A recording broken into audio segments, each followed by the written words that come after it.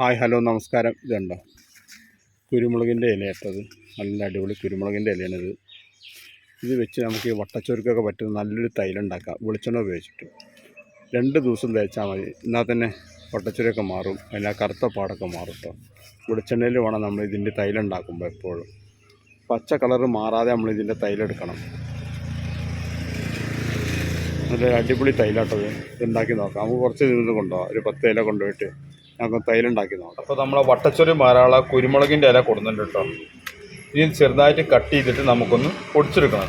മിക്സിയിലിട്ട് നന്നായിട്ട് ചെറുതായിട്ട് നരച്ചെടുക്കണം. പൊടിച്ചാൽ പോലെ നന്നായിട്ട് നരച്ചെടുക്കണം. അപ്പോൾ കുരുമുളകിൻ്റെ ഇല അതുപോലെ ചെറുതായി കട്ട് ചെയ്തിട്ടുണ്ട് കേട്ടോ. ഇനി ആ മിക്സിയിലിട്ട് നന്നായിട്ട് നരച്ചെടുക്കണം. കുരുമുളകിൻ്റെ ഇല ഫുള്ളായിട്ട് അതുപോലെ പൊടിച്ചെടുക്കുന്നുണ്ട് കേട്ടോ. ഇനി നമുക്ക് വെളിച്ചെണ്ണയിലിട്ടാണ് ഇത് മൂപ്പിച്ചെടുക്കേണ്ടത്. ഒരു 200 വെളിച്ചെണ്ണ എടുത്തിട്ടുണ്ട് കേട്ടോ. വെളിച്ചെണ്ണ എടുക്കണം. ഇനി ചതച്ച് വെച്ച കുരുമുളകിൻ്റെ ഇല നമ്മളിതിലിട്ടു.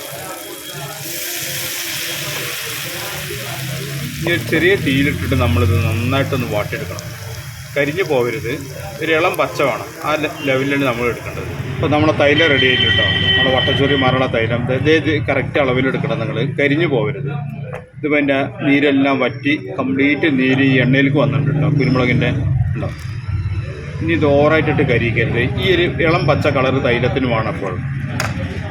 അപ്പോൾ നമ്മൾ തൈല റെഡി ആയിട്ട് കേട്ടോ. ഞങ്ങൾ നല്ല ഇളം പച്ചയിൽ ഇത് തേച്ച് കരിഞ്ഞാണ്ടല്ലോ വട്ടച്ചോരുടെ സ്ഥലം പോലും ഇവിടെ കാണില്ല. ആ കറുത്ത പാടൊക്കെ പോകും. ഇത് തേച്ച് കഴിഞ്ഞാൽ തന്നെ നിങ്ങൾക്ക് 2 ദിവസത്തിനുള്ളിൽ തന്നെ വട്ടച്ചോരൊക്കെ മാറിക്കാണും നിങ്ങൾക്ക്. പിന്നെ ഒരു 2-3 ദിവസം തുടർച്ചയായി തേച്ച് കഴിഞ്ഞിട്ടുണ്ടെങ്കിൽ വട്ടച്ചോര് പൂർണ്ണമായിട്ട് മാറുന്ന കേട്ടോ. എല്ലാവരും ചെയ്ത് നോക്കണം.